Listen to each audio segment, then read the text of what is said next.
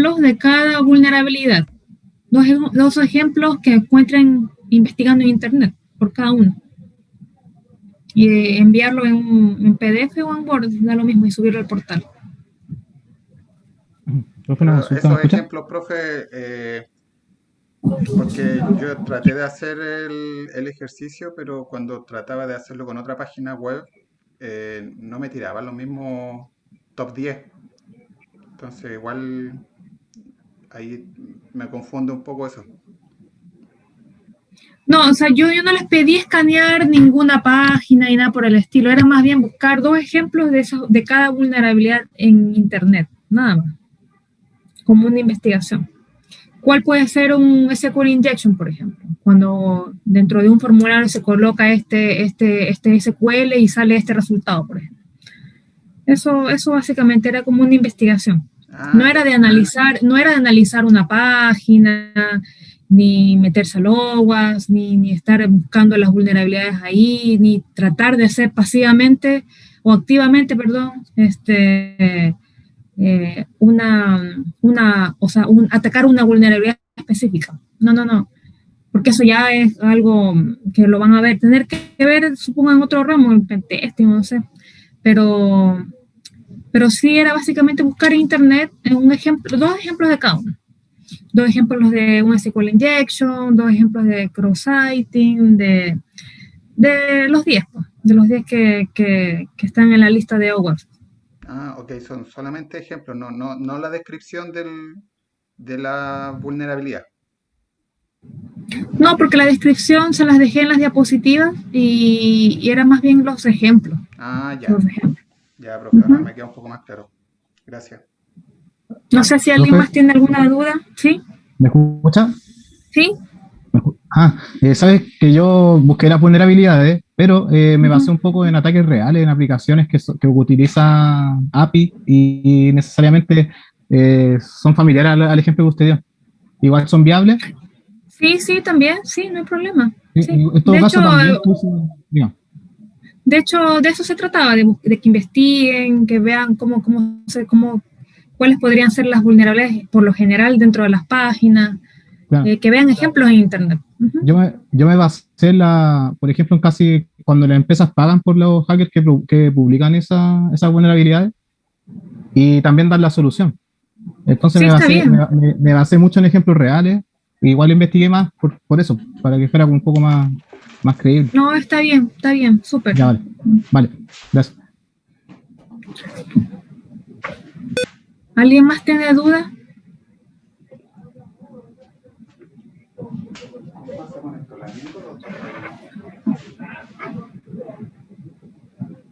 ¿No? Yo sí tengo una.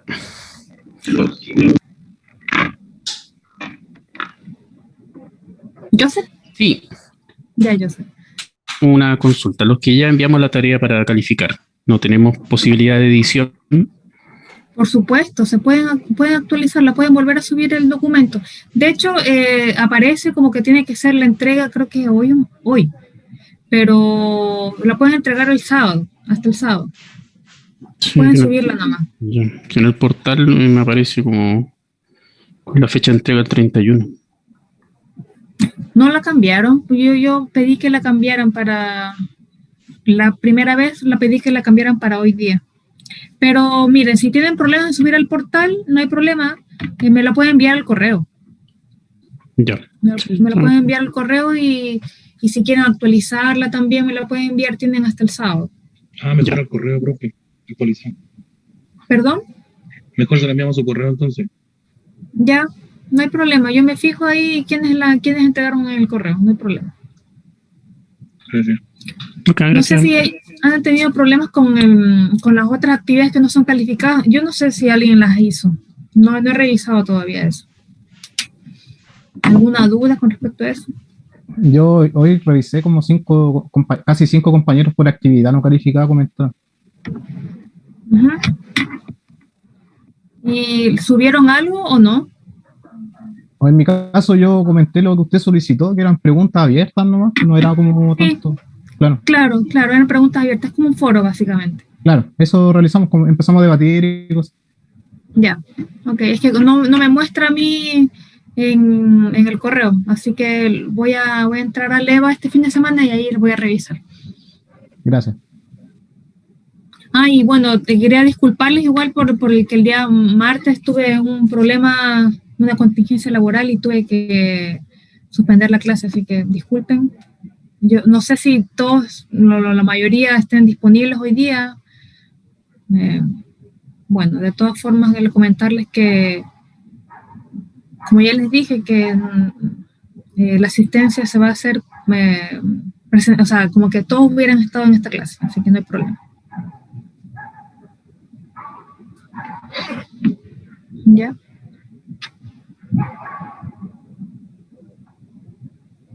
Estoy admitiendo a más gente.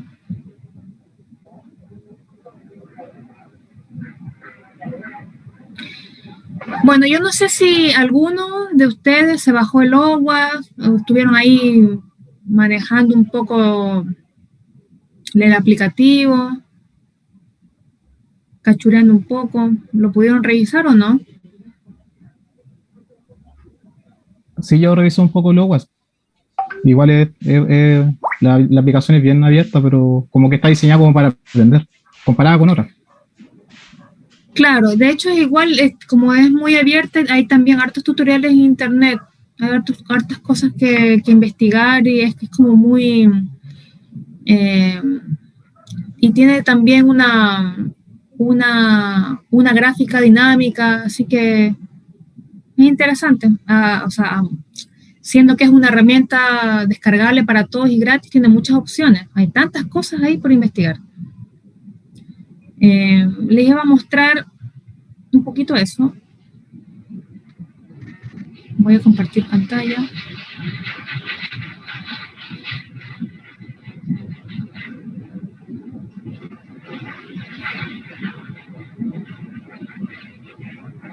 ¿Pueden ver mi pantalla? Sí. Sí, sí. Sí, se ve. También a mi escritorio. Sí, el escritorio. Sí, se ve la escritorio. Bueno, pues como les explicaba, para el OWASP tienen que bajarse una versión del Java también, de acuerdo a su sistema operativo.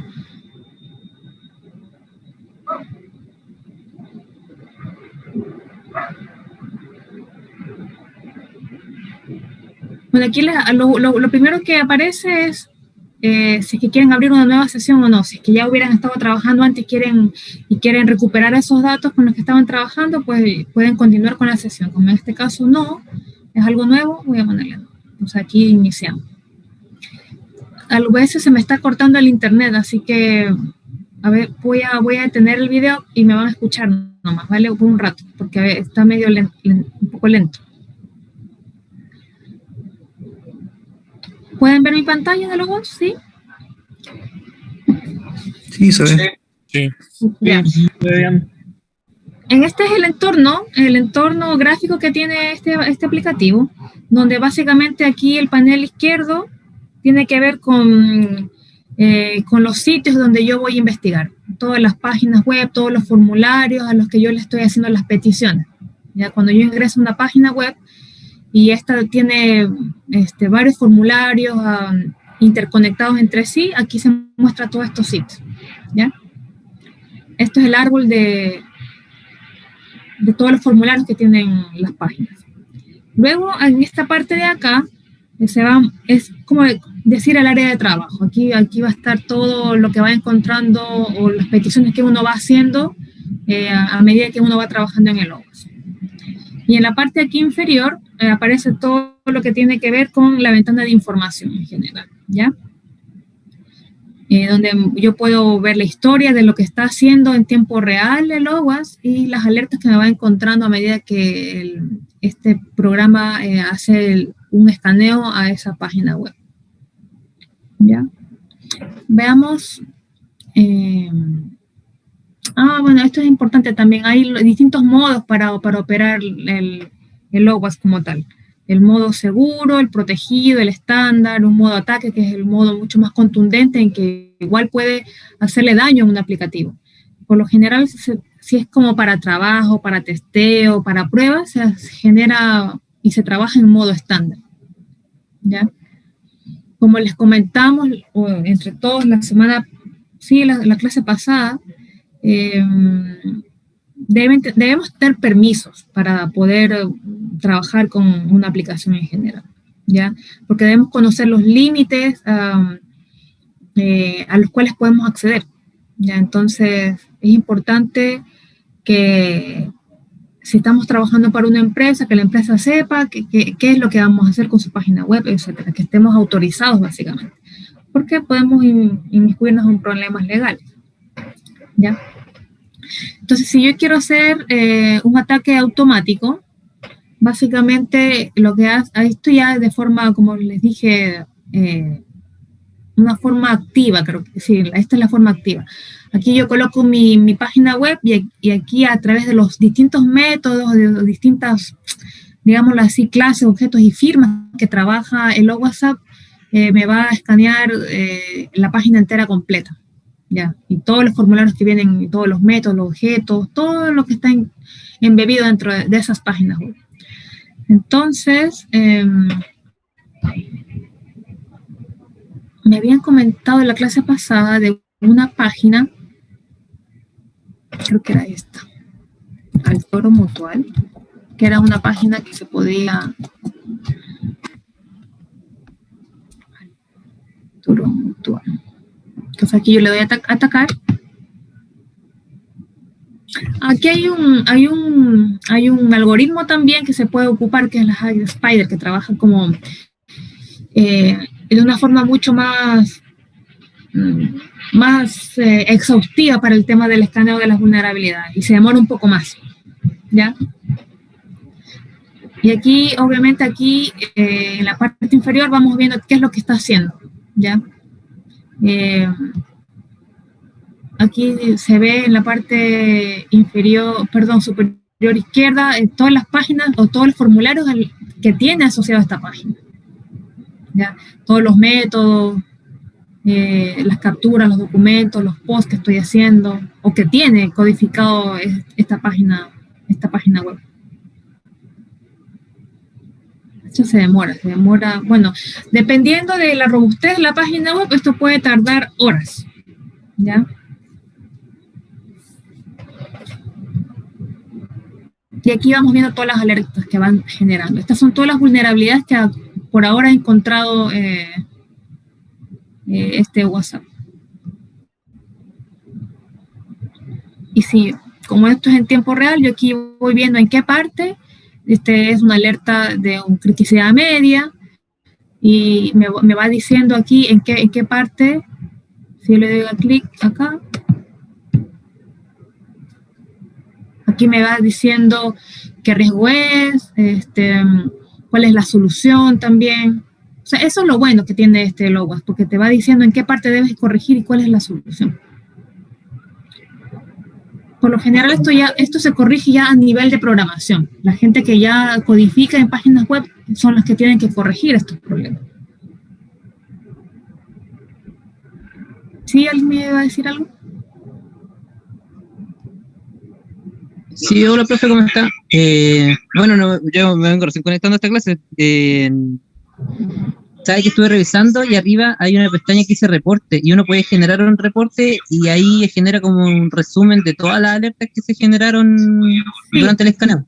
De hecho, esta es la parte de reportería que le ayuda mucho a nivel gerencial para emitir los reportes. Entonces yo aquí puedo generar al final del escaneo un reporte en versión XML o un HTML. Entonces si yo le genero, pongo a guardar y me va a generar una página con el resumen de que cómo se escaneó, cuántas vulnerabilidades encontraron, cuántas fueron de criticidad alta, cuáles fueron de criticidad media, etcétera. Todo esto que estoy viendo acá lo genera en un reporte. Ya no sé si esto terminó.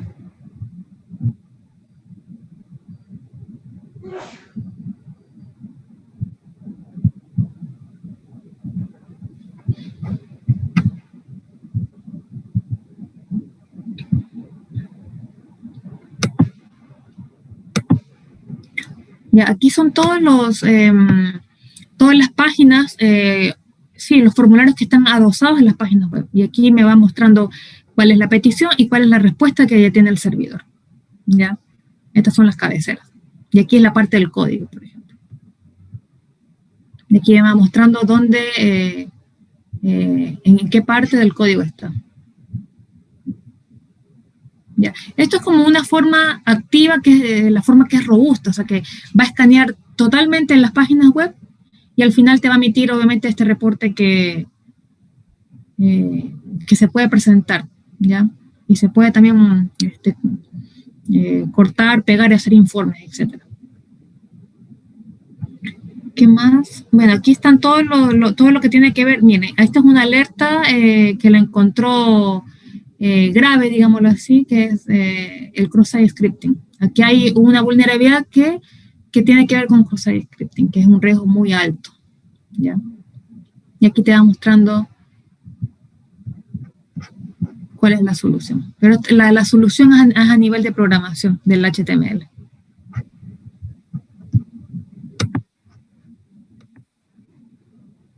La parte del código donde se debe corregir, y yo le doy clic aquí, te va mostrando en qué parte del código tiene que corregirse. ¿Ya?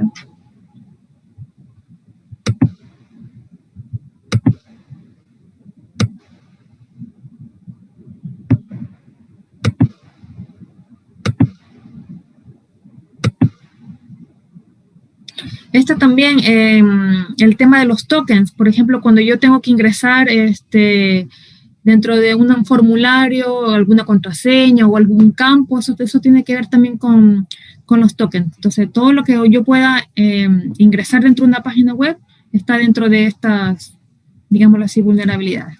O si es que tengo que ingresar algún campo para validar.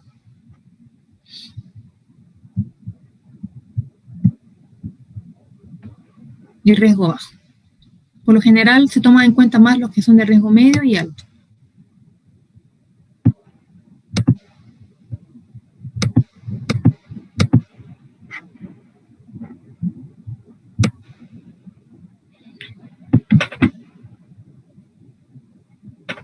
En esta parte de aquí es un resumen básicamente. En esta esquina superior, inferior, pues se encuentra el resumen. ¿Qué alerta estoy? Hay una alerta roja, hay una alerta que es término medio, hay una alerta que es de baja prioridad, etc. Y estas son alertas de información, de comentarios que se encuentran dentro del código. ¿Ya? Esto como a nivel general, como decir, un escaneo de forma activa, donde voy a escanear toda mi página web. Pero si yo quiero hacer por partes, qué sé yo solo quiero escanear un formulario, qué sé, una parte del formulario, o cuando yo solo quiero escanear, cuando yo ingreso una contraseña o algo así, ahí yo tengo que ya hacer escaneos de forma más pasiva, que es por partes, y que yo voy interactuando con el formulario, ¿ya? Interactuando con mi página web. Y para eso yo lo que tengo que hacer es configurar básicamente un proxy dentro de este OWASP, ¿ya? Y aquí se configura en esta parte, no lo puedo ver en herramientas, creo que no, aquí. Aquí yo puedo configurar el proxy que yo tengo que setearle a mi página. ¿Para qué? Para que el proxy trabaje como intermediario y se pare entre medio de mi navegador y del servidor donde está alojada la página web. Proxys locales. Un proxy local, porque por lo general está definido el proxy local de este notebook o de esta misma máquina bajo el puerto 8080. Entonces eso lo tengo que dejar habilitado, y también obviamente yo le tengo que decir a mi navegador web que todo lo que yo visite a partir de ese momento tiene que estar dentro de ese proxy. Entonces yo lo que tendría que hacer es configurar el navegador web para que todo lo que yo visite entre primero por ese proxy. Obviamente, si yo lo hago aquí, voy a perder el internet. Eso debería hacerse con una máquina virtual para yo poderles mostrar. Pero eso se configura acá. A ver.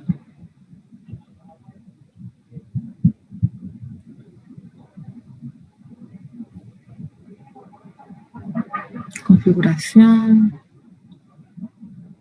Bueno, va a depender del navegador, ya que tengamos. ¿Será aquí o no?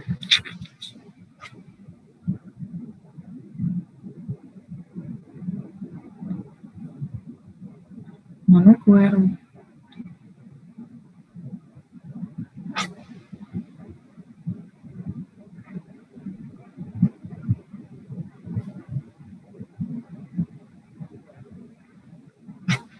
Veámoslo en Chrome, que es más fácil.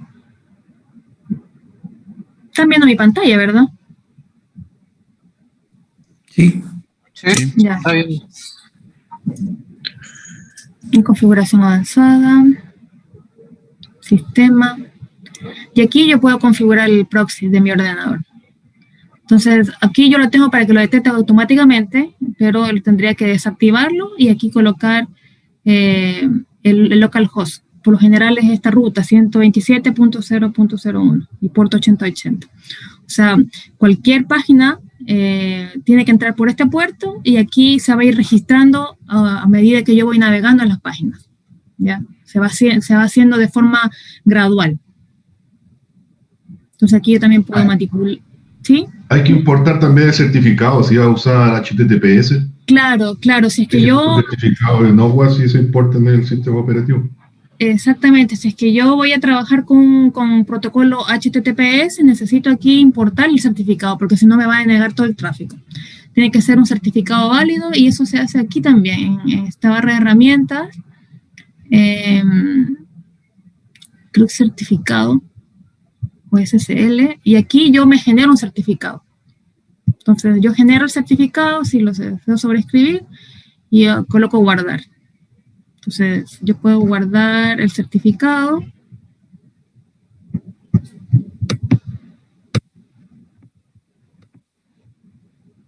Por ejemplo, acepto, y también en el navegador yo tengo que configurar ese certificado para que pueda ser aceptado, para que este protocolo, este proxy que voy a estar entrando por ahí, acepte este certificado. Porque si no, no voy a poder hacer nada cuando yo visite las páginas HTTPS. Si es que no tiene certificado, no lo hago, pero si es que sí, esto hay que hacerlo. Y de todas formas hay, les voy en internet hay varios tutoriales respecto a eso, entonces los voy a dejar por el chat.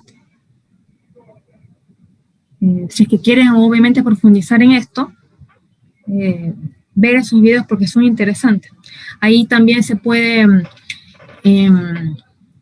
hacer por partes, como les dije. Si yo quiero, qué sé yo, encontrar cuando quiero entrar a un inicio de sesión, yo coloco mi usuario y mi contraseña, entonces yo puedo hacerlo por partes aquí. Entonces aquí me va diciendo cuál es la petición y cuál es la respuesta del servidor. Yo puedo aquí setearle los campos a mano para que él pueda mostrar cuáles son las contraseñas y todo. Entonces aquí hay un video que yo vi hace como 4 semanas, que estaba muy interesante, así que se los voy a compartir para que ustedes puedan ver, ¿ya? Porque esto se puede hacerlo de forma manual, o sea, para que vaya atacando por partes y no todo como en la forma activa, que se me muestra todo el historial y se puede demorar como 2-3 horas. Entonces, si yo lo hago de forma pasiva, yo puedo ir paso a paso viendo qué partes de la página web son vulnerables poco a poco. Y ahí puedo ir entrando a cada uno de los formularios y ahí viendo, dependiendo de lo que me interese testear también. ¿Ya? Bueno, en la próxima clase que ya veamos todo lo que tiene que ver ya como las páginas web como tal, cómo están conformadas, los lenguajes HTTP, HTTPS, podemos ver cómo están configuradas en realidad, cómo están programadas con los encabezados, etcétera, cuáles son los métodos, para qué sirve el método GET, el POST, para que entiendan un poquito cómo trabajan las páginas web a través del HTML y el HTMLS, los certificados y todo eso. ¿Ya? Entonces, Excelente. Yo, por ejemplo, yo quiero generar un informe, genero un informe y yo lo puedo poner, informe,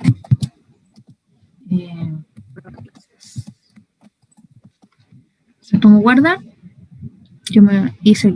se almacenó todo lo que en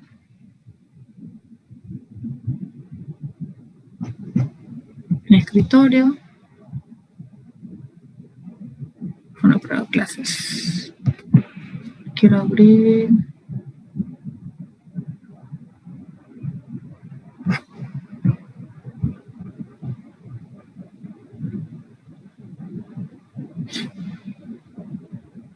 Ay, no, se me graduó el HTML.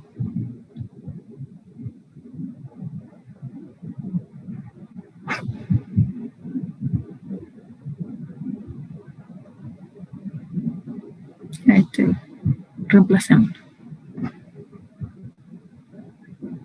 Ahí está. Este es el informe que emite el OWASP. Es un informe sencillo, pero sirve harto igual. Es un informe que viene por default, donde me indica cuáles son las alertas, cuáles fueron de riesgo alto, riesgo medio, las de riesgo bajo y cuáles fueron aquellas, digamos, alertas que tienen que ver con información, con comentarios que están dentro de las páginas web. Cuáles son los tipos de alertas,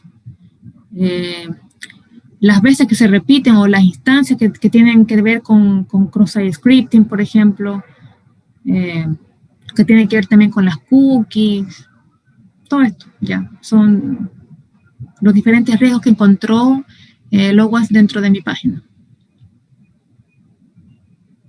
¿Qué significa el cross-site scripting? ¿Cuál es la descripción? Mira, está en español. En la mayoría hay muchas herramientas que están en inglés. Esto es bueno que lo tienen en español. ¿En qué parte de la URL se generó? ¿Ya? ¿Cuál es la solución también?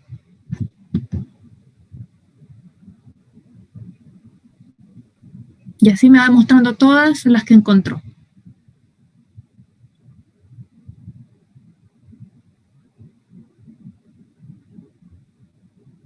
Esto por lo general es usado para la gente que hace ethical hacking o pentesting, ¿ya? Hay empresas que se dedican directamente a hacer este tipo de auditorías.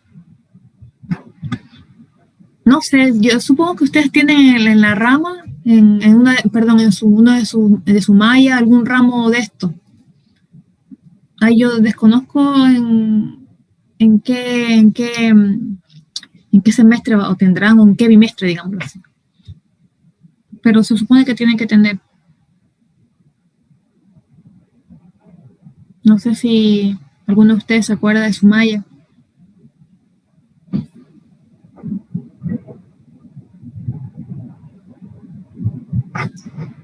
¿Qué ramo específicamente buscamos ahí? Ethical hacking o si no algo de pentesting. Yo no sé si lo tengan ahí.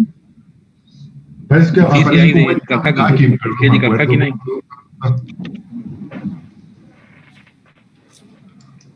El próximo año, ¿no?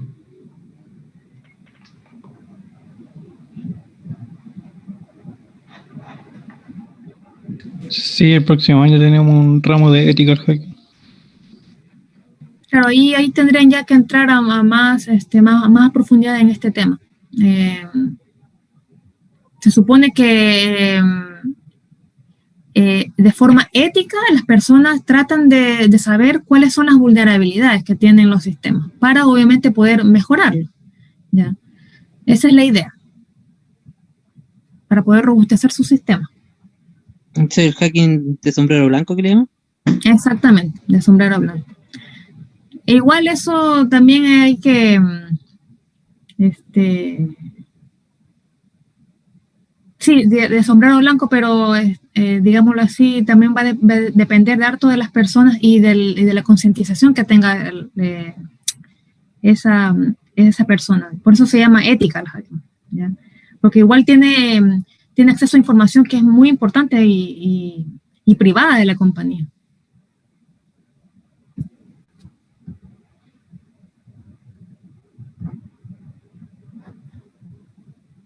Ya.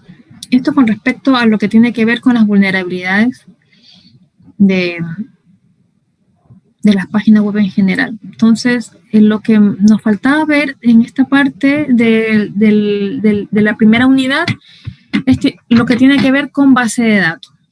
¿Alguno de ustedes ha trabajado con base de datos? Voy a ver si...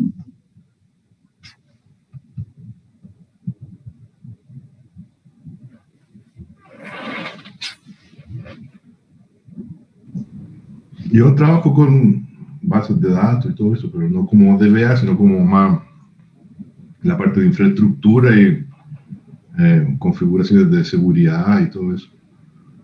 Ah, perfecto. Igual esa parte interesante lo podremos abordar más en la unidad 3, que tiene que ver con la seguridad en sí de las bases de datos. Igual hay dentro de esta unidad hay el tópico, obviamente, que se tiene que ver la parte básica de las bases de datos para que ustedes, la gente que no sepa o no haya trabajado nunca con bases de datos, tengan una noción de cómo es que se almacena la información dentro de estas herramientas. Ya les voy a mostrar la PPT.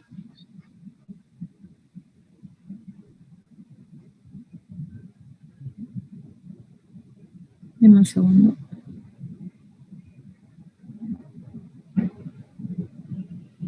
Ay, qué.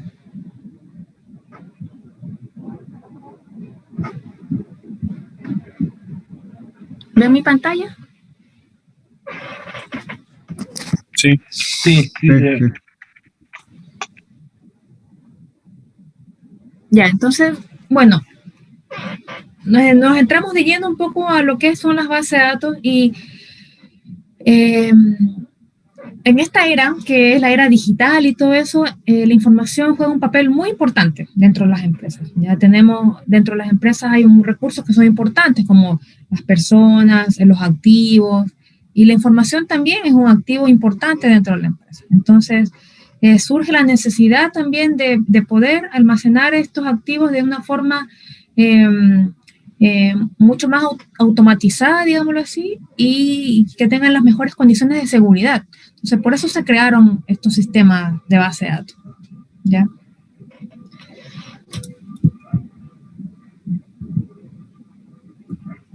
¿Qué son los datos? ¿Qué es bueno, alguien que diga qué son los datos?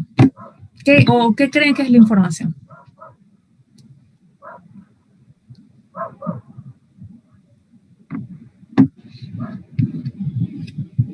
¿Alguien que quiera aportar?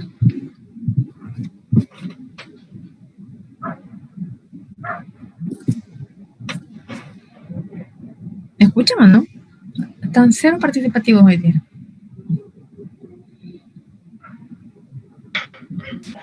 ¿Me escucha, profesor? Sí, se escucha. Ya. Bueno, básicamente... Se escucha. Ya, básicamente los datos es algo importante que tienen que tener las personas. Ya es algo que es una información importante y relevante para las personas. Eso es un dato. Cualquier cosa que pueda ser guardada, almacenada. ¿Ya? Entonces, ¿qué es una base de datos? Es un conjunto de datos que se relacionan entre sí, ¿ya? Que tienen algo en común. Es de fácil búsqueda. O sea, dentro de una base de datos, si ya están almacenados los datos dentro de estas bases, es de fácil búsqueda, se puede filtrar, se puede automatizar estos datos, etc. Y que van a servir también para un análisis posterior dentro de las organizaciones, para emitir reportes, para tomar decisiones estratégicas, etc. ¿Ya? Y las bases de datos por lo general nacen de esta necesidad que tienen las empresas de almacenar grandes cantidades de información. Porque antes, obviamente, hace muchos años atrás, se tenía en papeles, en archiveros, la información. Entonces, y habían datos repetidos, duplicidad y todo eso, entonces era más difícil buscar los datos dentro de las empresas. Entonces, por eso surge esta necesidad de estas herramientas automatizadas, ¿ya? Y que sean duraderas en el tiempo a través de la digitalización, digamos. Entonces, los sistemas grandes que almacenan distintas bases de datos se llaman sistemas de gestión de bases de datos. Ustedes, los que han trabajado con bases de datos, ¿con qué tipo de bases de datos han trabajado? ¿Cuáles son las marcas con las que han estado familiarizados, digamos así? Yo he trabajado con Oracle, MySQL, Postgres, Microsoft SQL Server, en bases relacionales y no relacionales, MongoDB, Atlas, Redis. Eso. Ah, perfecto. O sea, Horacio, tú has trabajado con base de datos, harto con base de datos. Sí, harto. Bastante. Ahora trabajo más con bases de datos nube, Amazon, RDS, todo eso, pero ya trabajé con servidores físicos y cosas así cuando empecé hace unos 20 años atrás. Sí. Que aquí hay hartos que son viejos, hay unos que somos viejos y otros que son más jóvenes, pero hay varios que son del 80, entonces ya varios vieron servidores físicos, y hay algunos que ya no ven, pero es... No, claro, y de hecho ahora las bases de datos también, como tú dices, están en la nube ya. Y ahí tienen una ventaja, obviamente, que no hay, no tenemos que gastar en esa parte física para alojar esos servidores, digamos. Y ahí es donde entra la parte más fuerte de seguridad, porque al final tu base de datos, como está en la nube, el acceso es por internet y es un acceso que es público. Entonces, ahí tienes que ver cómo tú te proteges y cómo va a ser el management de las bases en cuanto a seguridad. Claro, en el último módulo vamos a ver un poquito todo el tema con respecto a la nube, cómo es la seguridad en general de la nube, porque las aplicaciones web también pueden ser almacenadas en la nube. Entonces, vamos a ver, porque uno dice, ahí está en la nube, ¿cuál es la responsabilidad? ¿Del proveedor de la nube o del dueño de los datos? Entonces, ahí hay como una disputa entre medio de quién es el responsable en caso de que se filtre la información. Entonces, ahí siempre hay que tener ojo con el tema de la firma de los contratos entre el proveedor y el cliente. ¿Ya? Por ejemplo, yo tuve un problema de leak en una base de datos. El sistema estaba funcionando en Amazon, así, tranquilo. Entonces, Amazon, ellos tienen conformidad con varios frameworks de seguridad, pero la responsabilidad de los datos es 100% tuya. Entonces, cuando hay algún leak de datos y todo eso, ellos no tienen responsabilidad, porque es el cliente que es responsable por proteger la infraestructura. Entonces, esa parte ahí es bien así como interesante, porque la mayoría de las personas piensan que por dejar las cosas en la nube está seguro. Entonces, como que y es todo lo contrario, porque ellos te dan un ambiente que viene completamente abierto. Entonces, si uno no se cuida, es súper fácil que te roben datos. Claro, hay que saber cuáles son los límites de cada uno y cuál es la responsabilidad de cada uno. Entonces, eso también lo vamos a ver. Es interesante este tema de la nube. Igual depende del nivel de servicio que contratemos a nivel de nube. Puede ser una cloud que, si bien está en Microsoft o está en algún otro tipo de partner, puede ser una nube privada. Entonces ahí no tenemos tanto riesgo de exponer información. No puede ser algún servicio de base de datos que lo contratemos en alguna de las capas, ya sea que nos entregan el servidor, nos entregan el motor de base de datos o nos dan el servicio como tal. Entonces va a depender del nivel de riesgo que podamos determinar que tienen los datos, de qué forma tenemos que contratar los servicios. Pero al final todo decanta en el presupuesto que tiene la distinta empresa. Exactamente, todo va a depender del presupuesto y qué riesgo quieres asumir tú como empresa. Hasta dónde estar dispuesto a asumir los riesgos y hasta dónde estás dispuesto a pagar también. Entonces, ahí va a depender también del tipo de negocio, el tipo a qué se dedica la empresa, etcétera, y de la parte económica. Que también hay una parte importante de seguridad, que es la Ley General de Protección de Datos. No sé cómo está en Chile eso, pero por lo menos en todo lo que tiene que ver con servicios de nube de Europa y Estados Unidos. Por ejemplo, yo vivo en Brasil y administro algunas empresas aquí en Brasil.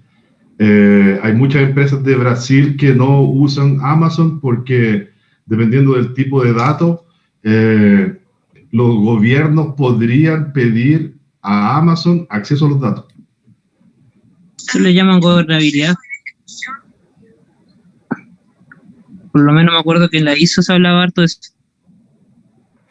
Entonces, los gobiernos pueden hacer eso, así de a través de un juez pedir acceso a tus datos y, no sé, ver todo lo que tienen tus clientes, pero eso ya es más complicado. Claro, depende de la ley que tenga cada país. Y ya si hay una ley que avale eso, tú estás sonado. Tú tienes que presentar los datos, ¿no?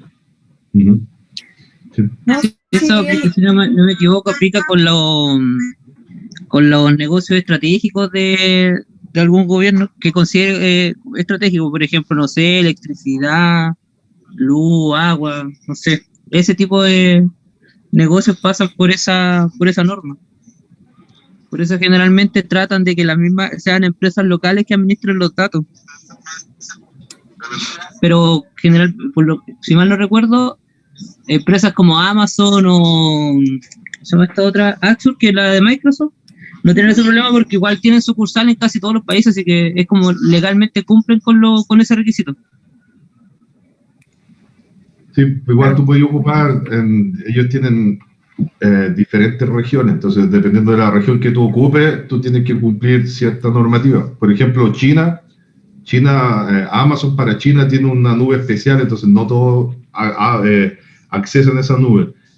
Amazon para Estados Unidos, a la parte de gobierno, tiene una nube especial que restringida solo para el gobierno. Pero como usuario tú puedes tener tu servidor, por ejemplo, en Amazon en Frankfurt, en Alemania. Y ahí sí, ahí pueden agarrarte un poco por la ley de protección de datos y todo eso, pero son para negocios más estratégicos, como tú dijiste. Sí. Para los que tenemos así como páginas web sin mucha información no cambia mucho, pero es un tema importante para tener en cuenta. Hola, ¿Sí? profe. En mi caso yo trabajo para el área de salud pública, una empresa que tiene clínicas y hospitales públicos. Tenemos clientes en casi todas las regiones. Y también tenemos clientes del extranjero. Y obviamente también tenemos que apegarnos a la ley europea. Y nos piden certificación ISO y otras X. Y el tema es cuático, como decía el compañero. Por ejemplo, también tenemos clientes en Frankfurt, como decía, en Alemania. Y los alemanes son cuáticos con la ley de protección de datos, la europea. Igual es importante, sobre todo el tema de salud, que son como más quisquillosos en ese ámbito. Ahora más que nunca, pues. Claro. ¿Profe? Sí.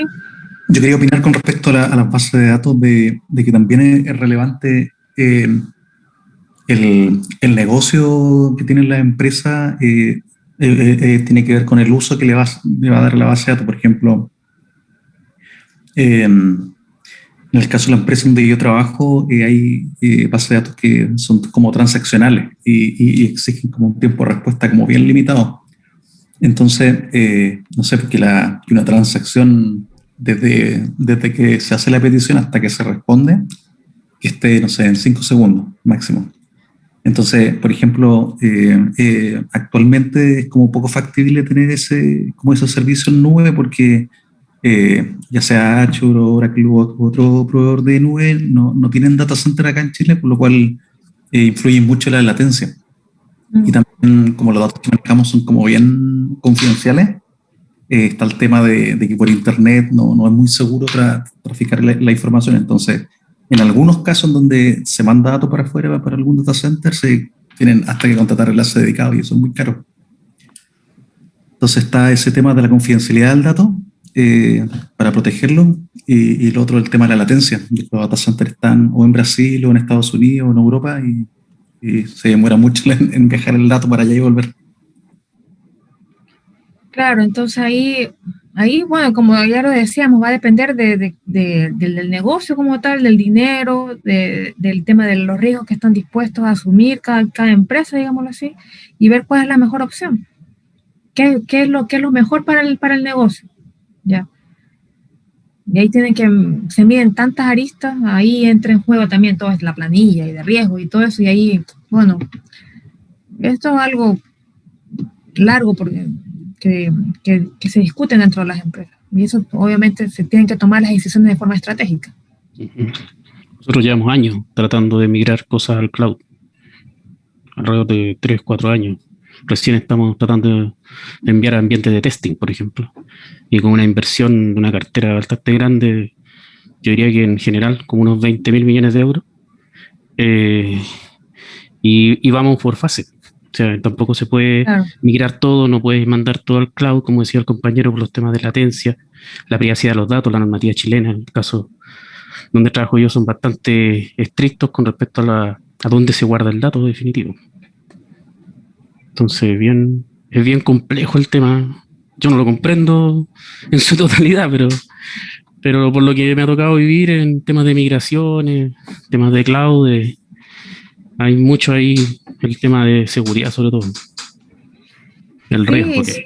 Sí, el riesgo que hay, y como tú dices, como hay supongo que la base de datos con las que trabajan ustedes en su empresa son tan grandes, con tanta información, que tienen que sí o sí hacerlo por partes y en testing primero. O sea, hacer pruebas o entregas parciales, digámoslo así. Porque como tú dices, tampoco se puede subir todo de una porque es imposible. Es imposible. Y de ahí, obviamente, lo bueno que tiene la nube es que tú puedes ir contratando servicios a medida que tú o vas agrandando, como quien dice, tu cartera y productos que están en la nube dependiendo de las necesidades de la empresa. Entonces tú vas de a poquito, vas subiendo de a poquito o vas contratando cosas de a poco y se paga mes a mes también, o depende del contrato también, y tú vas pagando por los servicios que tú quieres en la nube. Claro, otro tema importante también es la anonimización de los datos.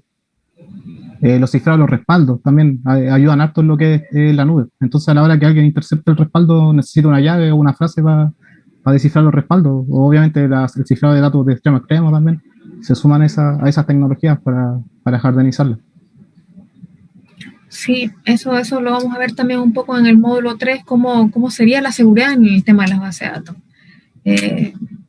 También hay encriptación de los datos dentro de las bases de datos.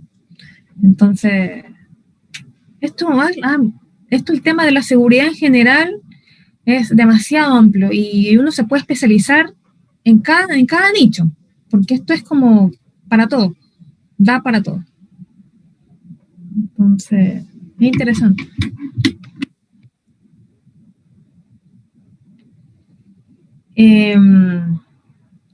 Características que puede tener la base de datos: independencia, obviamente, de los datos lógicos a los datos físicos, redundancia mínima, obviamente no se va a repetir los datos, debería no repetirse en los datos, para eso están creadas las bases de datos, para que no se repitan los datos, y si tiene que actualizar algún dato, se actualice siempre el mismo dato, que sean los datos coherentes, íntegros, ¿ya?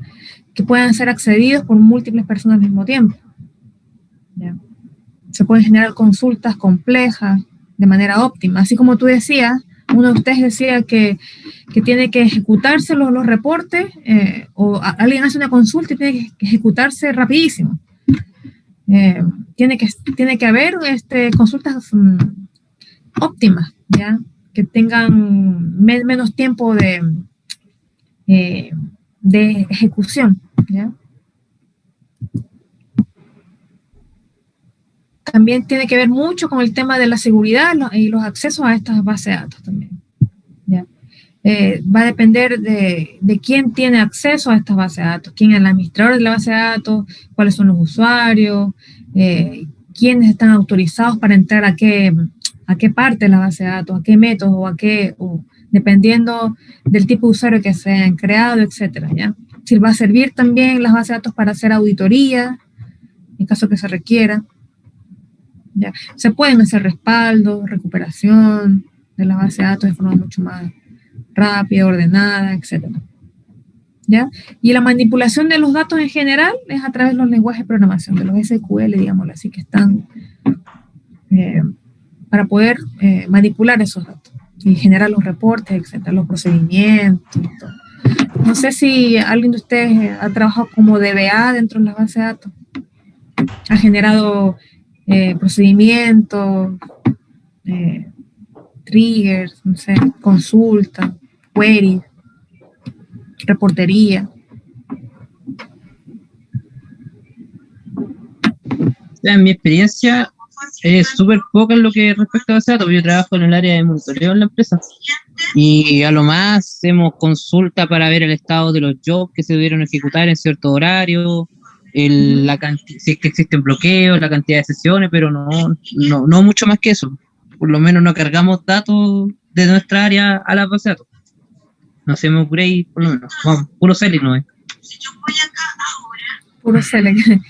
Claro. Bueno, los select nos va a ayudar a hacer toda la reportería, así que es un comando, una consulta importante, de las más usadas.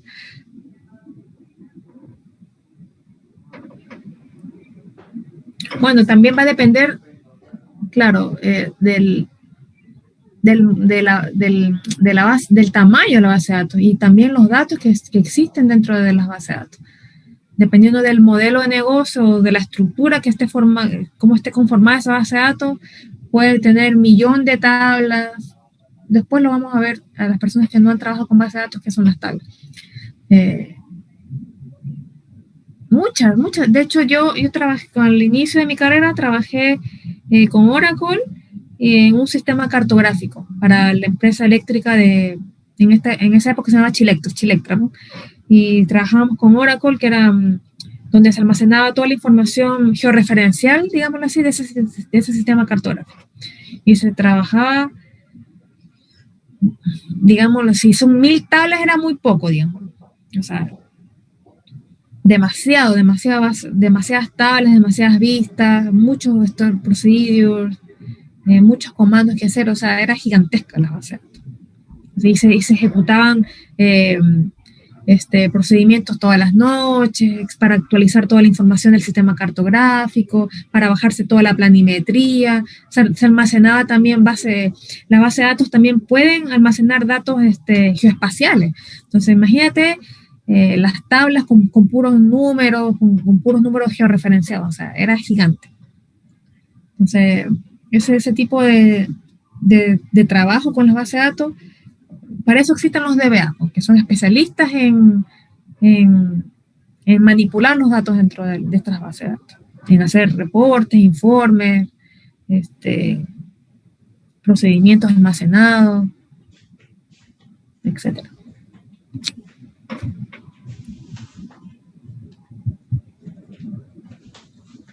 ¿Cuáles son las ventajas de las bases de datos? Control sobre la redundancia, significa que no se van a repetir los datos, que se supone que no deberían repetirse los datos. ¿Ya? Consistencia, que los datos sean reales, íntegros, los datos se pueden compartir también. ¿Ya? Se mejora la integridad, se mejora la seguridad también, porque tener los datos así en físico, en archiverías y todo, es más inseguro todavía. ¿Ya? Se mejoran los accesos a los datos, también va a depender de los usuarios, que como ya les dije, quién tiene acceso a qué tabla, o dependiendo del perfil que tenga el usuario, a qué módulo de las bases voy a acceder, etcétera. O si solo voy a tener un usuario de solo lectura, un fin de cosas. ¿Ya? Las desventajas. Puede ser complejo. ¿Ya? Complejo para alguien que no ha trabajado mucho en base de datos, esto puede ser un sistema complejo. ¿Ya? También dependiendo del tipo de base de datos, si no es tan amigable la plataforma o la interfaz gráfica de la base de datos, puede ser complejo también. ¿Ya? Es un costo adicional de la base de datos, porque yo tengo que tener un servidor potente donde se almacene la base de datos, tengo que tener seguridad donde se esté almacenado ese servidor, etcétera. Tengo que pagar las licencias del tipo de base de datos, dependiendo de la base de datos que yo tenga, etcétera. Puede ser un costo para la empresa. ¿ya? Los datos también que sean compartidos también puede ser una desventaja, porque si yo comparto mis datos, pueden ser usados también para fines no agradables para la empresa también. Y vulnerables fallos, pues, si la base de datos también, por ejemplo, en las aplicaciones web que trabajan con base de datos, las bases de datos también están expuestas a Internet, entonces va a haber, están expuestas y también van a estar expuestas a los ataques cibernéticos, las bases de datos. Entonces, para el tema de la seguridad en general de las aplicaciones web, tenemos que tener en cuenta la seguridad como tal del lugar donde está almacenado los servidores, por ejemplo, también del servidor donde yo voy a estar alojada la aplicación web, y del servidor también donde va a estar alojada la base de datos. Entonces, hay cosas que yo puedo mejorar y robustecer la seguridad tanto para la aplicación web como para la base de datos.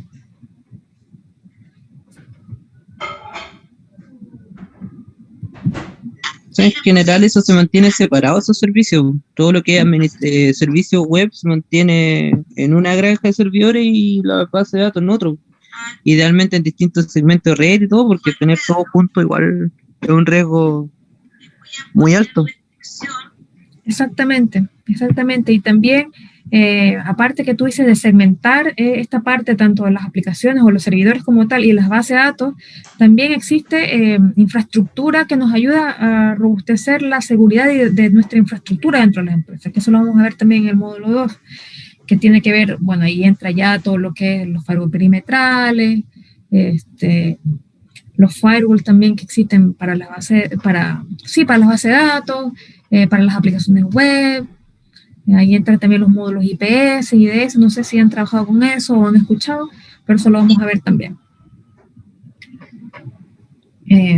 Existe también, bueno, toda esa infraestructura también puede ser física, también puede ser, puede estar almacenada en la nube, o puede ser un software. Eso también lo vamos a ver. Pero existen muchos mecanismos para poder robustecer los activos importantes, los ciberactivos importantes dentro de las empresas. Y uno de ellos es la información.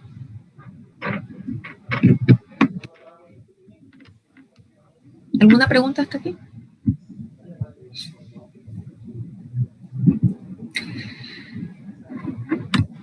Ya, aquí como concepto básico nomás, así, los modelos, las bases de datos, existen modelos jerárquicos.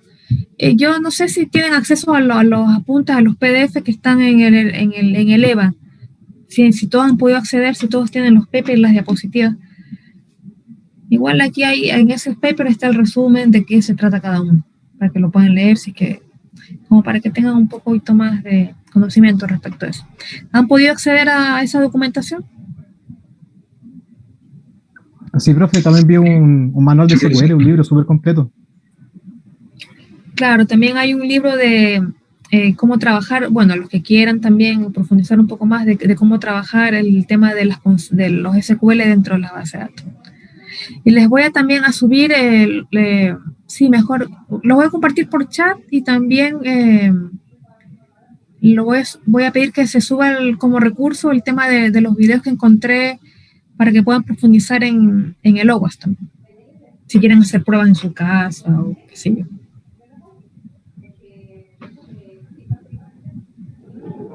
Esto era lo que yo les decía con el tema de la redundancia de los datos. Por ejemplo, en las bases de datos que son transaccionales, ya que es básicamente como un sistema de archivo, digámoslo así, que donde se encarga de almacenar la información sin una estructura, sin un orden, digamos, en ese sentido. Entonces yo tengo mi tabla clientes y yo tengo el número, el nombre, dirección, teléfono, fecha de nacimiento y el email. Y yo vuelvo a tener otra tabla donde yo almaceno las facturas y yo vuelvo a poner esta factura con este mismo nombre cliente, con este mismo número. Entonces, estos datos se repiten, ¿ya? Esos son datos transaccionales, o sea, base de datos transaccionales, que no le importa mucho que se repitan los datos y se guardan de de una manera de acuerdo a cómo se vaya requiriendo en el negocio. Ya, pero las más usadas son las bases de datos relacionales, que eso tiene que ver ya con las bases de datos que ustedes han mencionado, ¿no? Las más usadas, digamos así, las relacionales.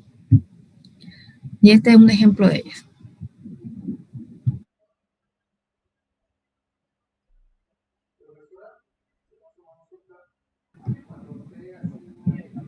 Bueno, para las personas que no sepan mucho de base de datos, digámoslo así, los datos se almacenan en tablas. ¿Me escuchan bien? Porque me salió un mensaje que mi conexión está lenta. ¿Se escucha bien, profe? Se escucha bien. Sí, se escucha bien. Ya. La base de datos están almacenados en tablas, ¿ya? Y estas tablas, por ejemplo, aquí yo tengo un ejemplo de cliente, factura y los productos. Entonces, cada tabla, la tabla de clientes, yo tengo la información importante de los clientes, la factura, los datos importantes de una factura y los productos. Y cada tabla tiene una llave, digamos, una llave primaria, ¿ya?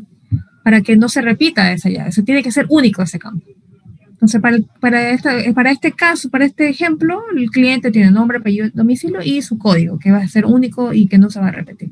Lo mismo para producto, lo mismo para factura. Entonces, factura es la tabla que une la transacción de los clientes con los productos.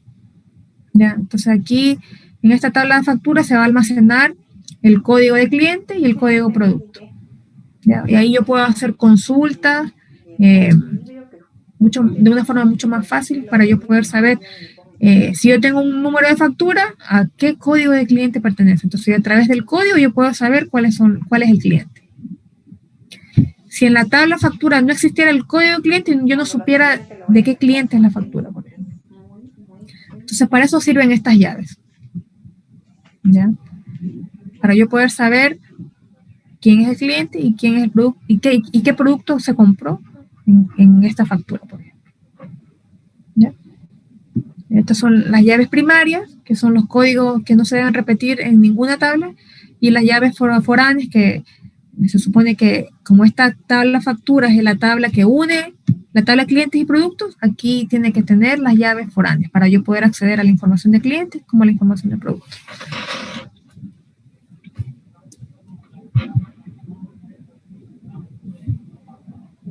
Y aquí viene a ser lo mismo, pues la tabla mi cliente, que son los, digámoslo así, las tablas están formadas por campos. Los campos significa cuáles son los datos que yo voy a almacenar. El campo nombre, el campo apellido, el campo fecha, el campo país, el código. Toda esta columna, digámoslo así, se llama campo. Y el renglón como tal, todo el registro, se llama registro. Registro. ¿Ya? Esto es como la estructura básica de cómo se están almacenando los datos dentro de las bases de datos. Se almacenan los datos a través de tablas y cada tabla tiene su campo, digámoslo así, y el conjunto de esos campos se llama registro.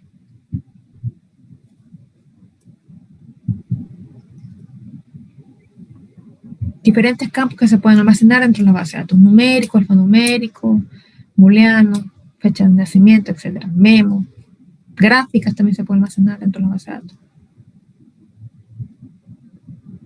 Y aquí viene el lenguaje, el único lenguaje con el que yo puedo manipular las bases de datos, que es el lenguaje SQL. ¿Ya? El Structured Query Language es un lenguaje universal que se utiliza para las bases de datos. ¿Ya? Y bueno, ahí está en el portal, está todo un PDF, un paper con todo este tema de los SQL y qué es lo que yo puedo hacer dentro de la base de datos, todos los comandos, etc.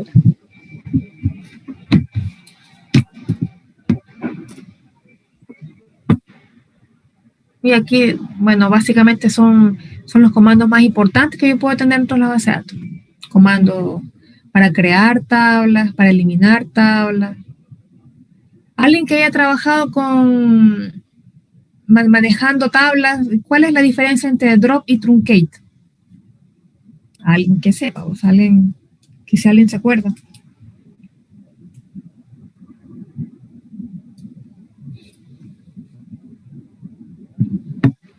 Profe, yo tengo entendido que el drop lo que hace es eliminar, en este caso sería la tabla, o podría ser un drop de base de datos, que eliminaría la base de datos completa. Pero Truncate elimina los registros que contienen la tabla. Creo que esa es la gran diferencia. Esa es la diferencia. Drop es para eliminar una entidad como tal dentro de la base de datos, la nula completamente, y el Truncate es para borrar los registros de una tabla. Y estas son las 4 operaciones básicas que tenemos dentro del DDL, que es para la definición de los objetos dentro de la base de datos. El create, que yo puedo crear tablas; el alterar, puedo modificar la estructura de la tabla; eliminar a través del drop, y eliminar los registros con el comando truncate. ¿Ya? Y este es un ejemplo de cómo se puede crear una tabla dentro de una base de datos. Aquí también yo puedo alterar la estructura de la base de datos. ¿Cuál es la estructura? Esta es mi estructura. Esta tabla está creada con la estructura de nombre, apellido, dirección, ciudad y teléfono. Entonces, si yo quiero borrar el apellido, que se borre ese campo de esa base de datos, de esa tabla, perdón, ocupo el alter para modificar la estructura de la tabla. O para modificar, o para adicionar, o para crear más campos, o para eliminar campos también.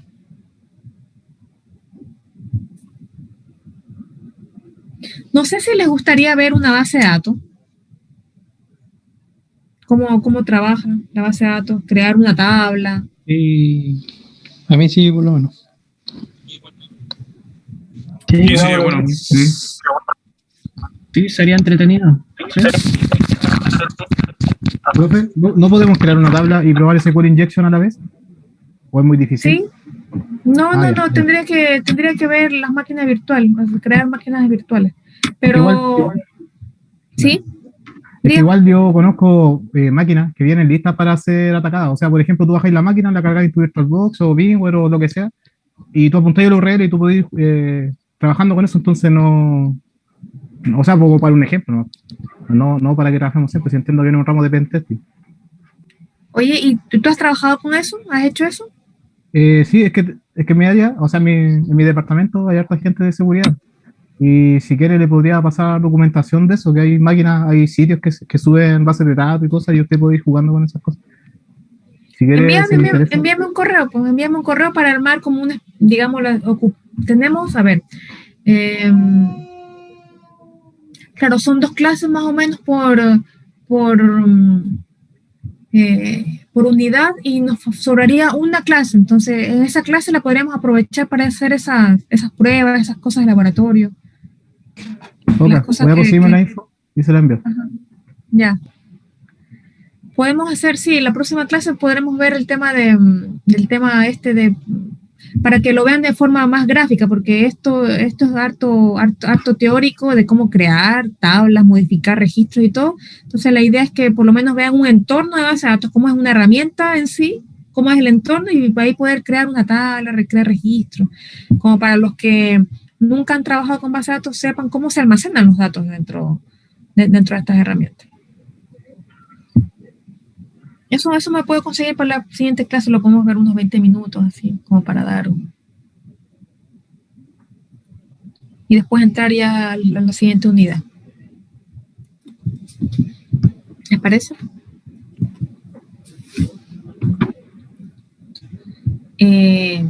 Bueno, aquí el comando drop, que ya como les comenté, es para eliminar un objeto dentro de una base de datos, el truncate para eliminar los registros, y aquí acá abajo está cómo se debería ejecutar el comando SQL para hacer eso. Ahí hay otro lenguaje que es para la manipulación de los datos en general. Entonces aquí vienen ya las consultas típicas que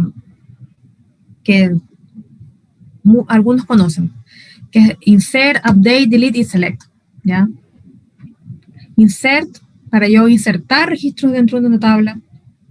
Update, para yo actualizar registros de una tabla. Delete, para eliminar registros de una tabla. Y los select es como para seleccionar diferentes campos y emitir un reporte dentro de una base de datos, ¿ya?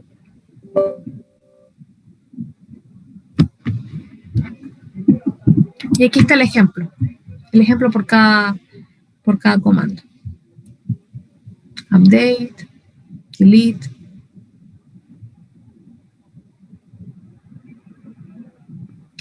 Voy a tratar de bajarme una base de datos que sea gratis para poder hacer esto con ustedes. Podría ser MySQL y ahí poder hacer como una especie de laboratorio chico para ver todos estos temas, para que vean cómo es el entorno gráfico y poder emitir reportes, hacer un select, hacer un delete. El semestre pasado estuve en programación avanzada. Y ahí trabajamos con Visual y ahí uno hace lo que es la aplicación web y al mismo tiempo puede generar la base de datos, un Visual Basic. Y si uno quiere trabajar solamente con la base de datos, trabajamos con uno que se llama SQLite. SQLite. Claro. Y ahí, trabajamos con uno que se llama el DB Browser, que se conecta al SQLite para poder generar las tablas, verlas y administrarlas. Ya, lo voy a googlear. Y aquí Horacio me puso el tema de ese es un repo que tiene un proyecto para poder ejecutar un Docker y levanta SQL con una paginita y se puede hacer test por que es más fácil que instalar un VirtualBox más rápido. Claro. Ya, ok, lo voy a revisar también. Y para poder instalar un MySQL, de repente puede ser más rápido también rodar un Docker que ya venga listo con MySQL y son un comando y se puede instalar. Bueno, sí, porque para bajar MySQL tengo que bajarme, instalarlo. Sí. Yo creo que algo más tengo que hacer. No sé si el Workbench venga incluido, ya no me acuerdo. No, hay que bajarlo separado. Pero hay que bajar el servidor, el cliente, instalar la máquina. El motor y todo eso. El servidor es todo gratis, pero la página de MySQL ya aparece ahí para poder hacerlo. Ahora, con la versión 8. Es que el problema que vamos a tener es crear la página que permita ejecutar el injection. Entonces, ahí tendríamos que crear un formulario web que tenga un submit para poder mandar los datos a la base y todo eso. Entonces, de repente mejor. Claro, claro, como tú dices, bajarte ya todo completo, ¿no? Ajá. Y eso está en ese link que tú enviaste. Sí, yo estoy probando ahora para ver si funciona bien y lo podemos probar ese día que tú dijiste ahí.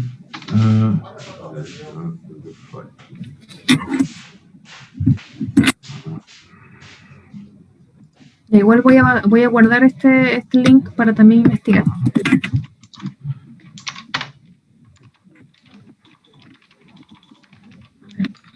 Yo voy a probar ahora el fin de semana y ahí mando por... No tenemos foro, ¿cierto? Sí, hay foro.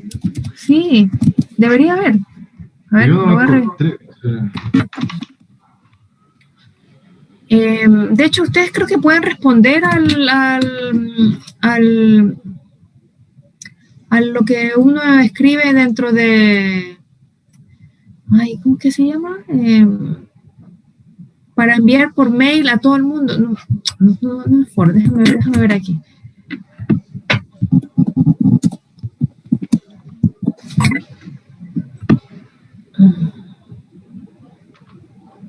Uy.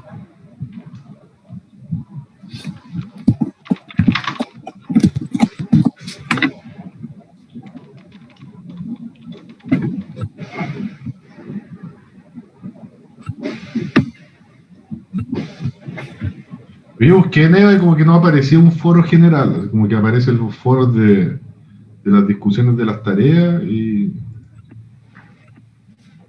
De hecho, a ver, no sé si ustedes pueden escribir un tópico, yo no sé si tengan acceso a hacer anuncios o consultas. ¿Pueden ver mi pantalla? Ajá. Aquí en inicio, está en una PPT. Es que ya, espérenme. estoy en el EVA, a ver. Aquí en el EVA, cuando dan inicio y entran al ramo, aquí hay algo que tiene que ver con anuncios. No sé si ustedes pueden acceder a esta parte. Anuncio de consulta. Sí, entonces yo le doy clic aquí y aquí yo puedo añadir un nuevo tópico. Entonces yo pongo añadir, le pongo asunto y aquí escribimos qué es lo que queremos. Puedes crearlo ahí, así como colocar general y ahí vamos hablando. Claro, enviar al foro. Porque no tenemos acceso a crear foro, entonces si dejar ahí uno como con un tópico general y podemos...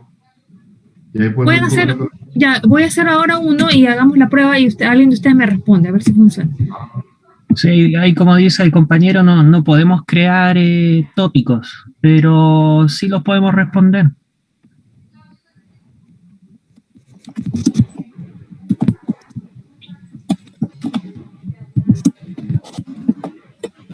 Por ejemplo, yo creo que iba a ser bueno pedir a la administración del EVA que nos liberen eso, porque facilitaría bastante la comunicación.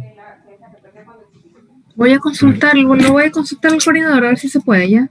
Pero se supone que yo aquí elijo un tópico, lo subo y creo que en media hora se envía por correo. No sé si a ustedes cuando les llegó el tema de la casa recuperativa, ¿les llegó por correo o tuvieron que entrar al EVA? No, profe, sí llegó por correo. Ah, ya, ok. ¿Pero les llega una alerta como para que sepan o no? Sí, llega como alerta del correo.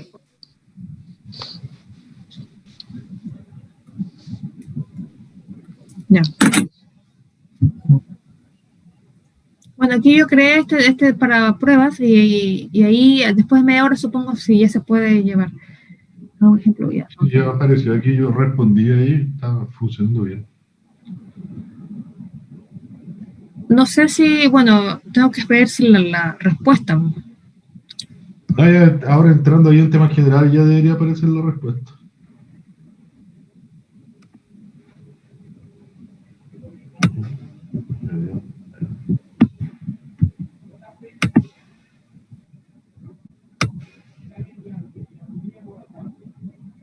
O llega por correo. Pero aquí debería haber, porque se supone que aquí uno puede... aquí está. Hola, excelente, funciona. Aquí está. Cualquier duda, consulta por aquí. Ya, pues aquí. Entonces, aquí podría ser. En este tema, ahí poder subir alguna información que ustedes quieran, o este tema del Docker que tú decías, poner el link aquí y ver cualquier cosa que podamos. ¿Sí? Yo lo voy a subir ahí, voy a colocar como un manual de cómo lo hice para que lo puedan replicar en la casa. Como el Docker es bien multiplataforma, es instalar el Docker desktop y después todos los pasos son igual para todo. Entonces es más fácil que dar instrucciones de cómo instalar MySQL o otro motor de base, que todos deben tener distintos sistemas operativos. Entonces, disculpa que me interrumpa. Yo me refería a las máquinas virtuales. Por ejemplo, esta página Hack the Box es un centro especializado de expertos en seguridad que te crean máquinas, igual pueden haber Docker, pero te dan una aplicación y una base de datos insegura para que tú pruebes esas pruebas de seguridad. O sea, ellos te dan el entorno completo. No es que tú tengas que instalar, viene con código. Por ejemplo, vienen máquinas basadas en los top 10 de OWASP. Entonces tú podías en esa página buscar máquinas virtuales y empezar a jugar con tu Kali Linux, por ejemplo, o tu aplicación. La gracia de eso no es la arquitectura, sino lo que está dentro, lo que tú podías aprender con esa riqueza de pentesting. A eso me refería. O sea, y ya vienen con las páginas que son vulnerables, digámoslo así, para que tú puedas jugar con ellas. Claro, viene un Apache listo, tú apuntas ya la IP de la máquina y ya tenías un ambiente para jugar. A eso me refería. Claro, con Docker es más fácil levantar una aplicación, pero yo creo que en esta página también hay ambientes con Docker. Ya se puede ahí revisar también. Ya lo voy a anotar acá también.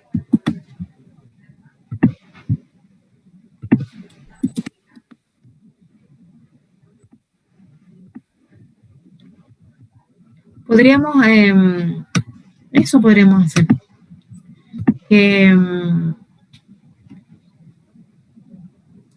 Bueno, definamos, bueno, eso puede ser ya en una de las clases que ya tengamos y que ya hemos, cuando ya hayamos abarcado mayor cantidad de materia, podemos hacer estos ejemplos después. Como se supone que son 2 clases por unidad y nos sobraría una, podríamos hacer la última clase esto, o la penúltima, o la antepenúltima. Ahí vamos a ver cómo vamos viendo con el material. Pero podrían hacer así como...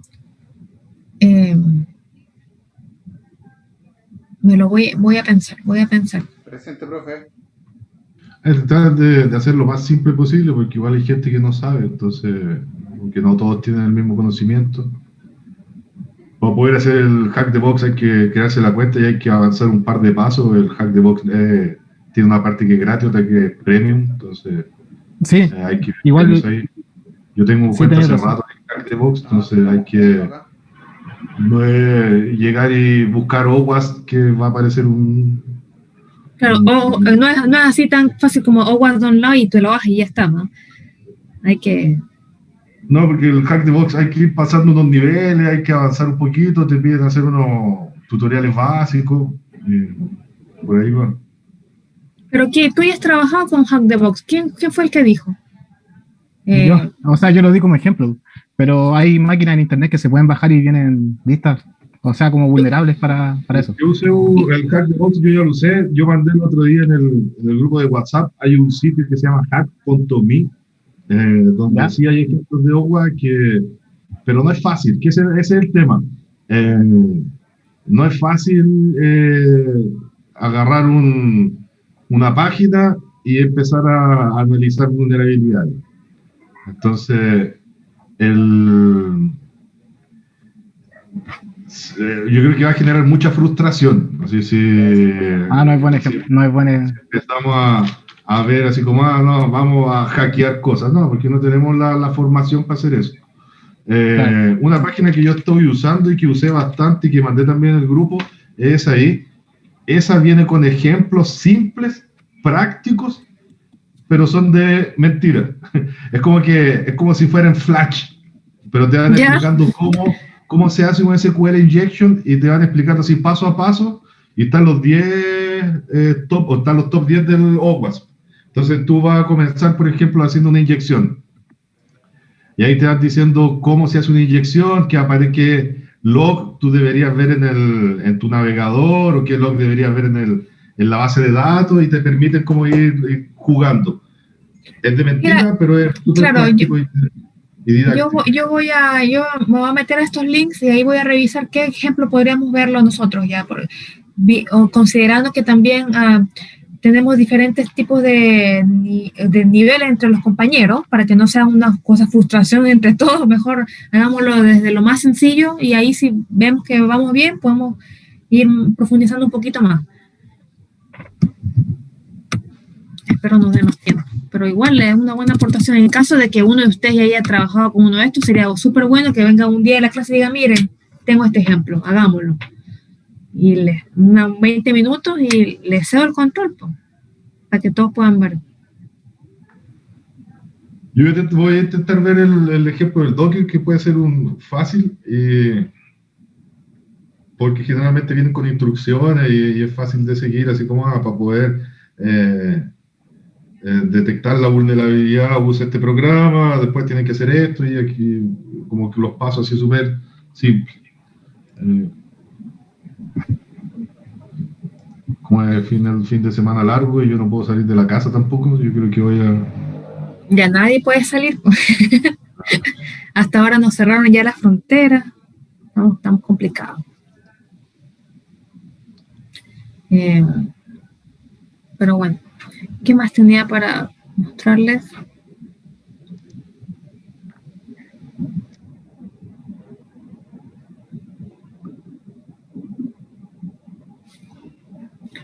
Nada, en la próxima clase, como les comenté, ya vamos a entrar un poquito ya más en el lenguaje HTML, cómo está formado,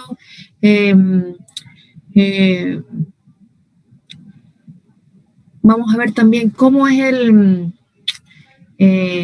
la transferencia de información entre el servidor y el cliente, ¿ya? Para que entiendan cómo cuando cuando yo como usuario, como cliente, emito un formulario, o sea, hago una petición, cómo eso lo va a capturar el servidor. Entonces ahí hay una comunicación ahí entre ellos dos y vamos a ver eso también a nivel como de red, ¿ya? Y ahí luego vamos a entrar a todo lo que tiene que ver con la infraestructura de seguridad ya a nivel de perimetral, que nos van a ayudar también a proteger las aplicaciones y las bases de datos, ¿ya? Eso, chicos. Les voy a poner el listado, obviamente que todos están ok para el día de hoy, así que no hay ningún problema. Esto se está grabando, entonces voy a preconsultar para cuándo. No me he fijado yo si es que se sube de inmediatamente. Yo sé que al segundo día ya está subido, pero le voy a mandar un mensajito al coordinador por último, para que las personas que no hayan podido ver la clase la puedan ver en este fin de semana. Y los que quieren, obviamente, actualizar su tarea, lo pueden hacer y me envían al correo. Si tienen algún problema, me escriben también al correo electrónico, no hay drama. Profe, una pregunta. ¿Sí? Estaba mirando EVA y aparece que la evaluación de la unidad está planificada para el martes. Dice fecha entrega, martes 6. Veamos ese tema, veamos qué es lo que revisemos, cuál es la evaluación. Para que no hayan dudas y bueno, podemos aplazarlo unos días, ¿les parece? Pero igual no es difícil, ¿no? Yo ya la vi. A ver. Veamos. Evaluación. ¿No la pueden ver o sí? ¿Ya la pueden ver o no? Es que falta la otra. Si es que no suben la otra, no pueden verla. Pero yo la voy a mostrar para que sepan de qué se trata.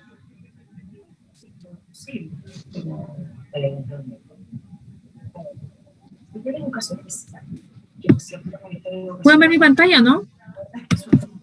Sí. Se ve.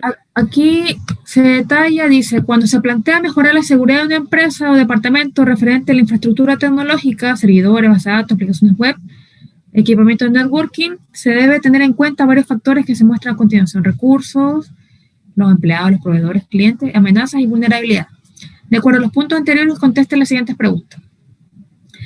Genera un listado de las situaciones que generan vulnerabilidades y debilidades que usted ve actualmente en el área de TI de su empresa.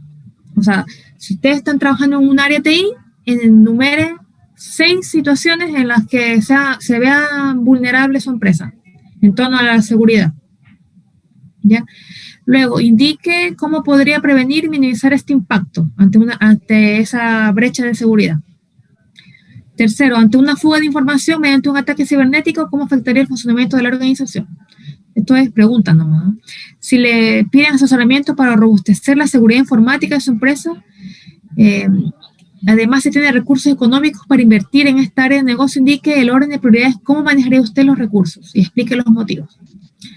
Ya, esto es en base a su experiencia y a su trabajo que están haciendo en el día de hoy. ¿Ya?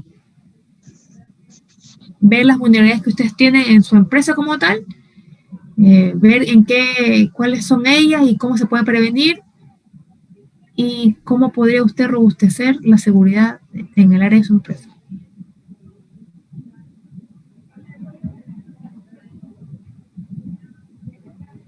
¿Qué más? Aquí hay que tienen que cumplir con un formato que tiene que tener el informe, porque esto parece que es un informe, un PDF, sí, es un PDF. En la portada, los antecedentes, objetivos, desarrollo, y de ahí desarrollo de los puntos. Se va a calificar también el tema del formato. Al final una conclusión y la bibliografía, si es que ocuparon bibliografía.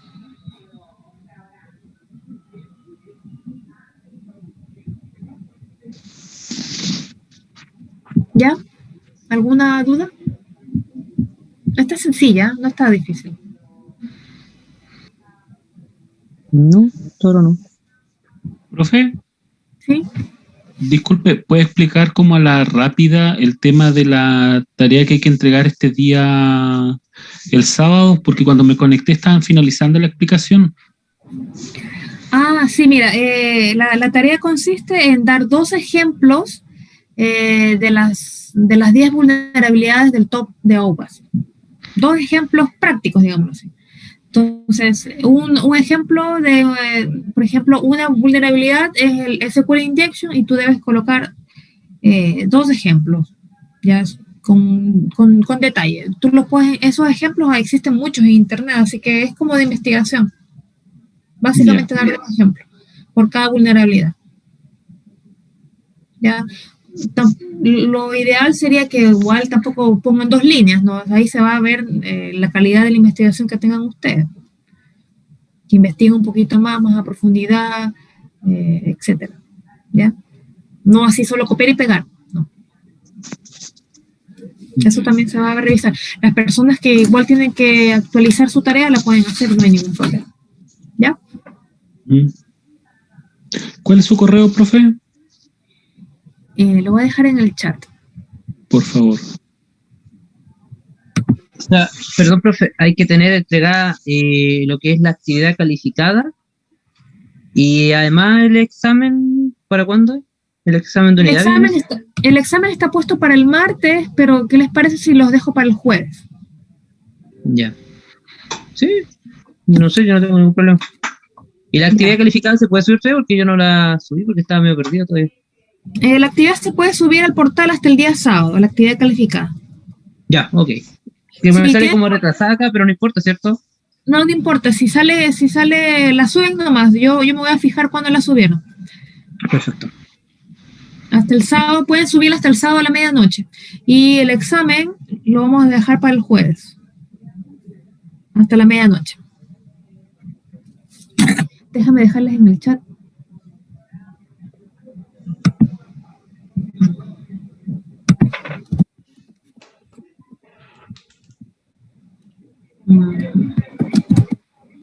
Aquí está. Ahí les dejé mi correo.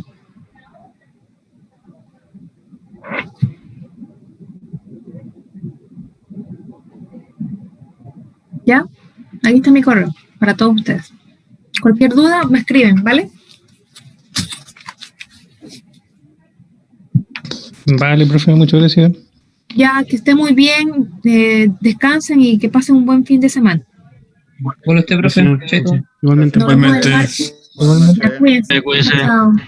Chao, profe, que esté bien. Hasta luego. Chao, profe, Buenas noches a todos. Buenas noches.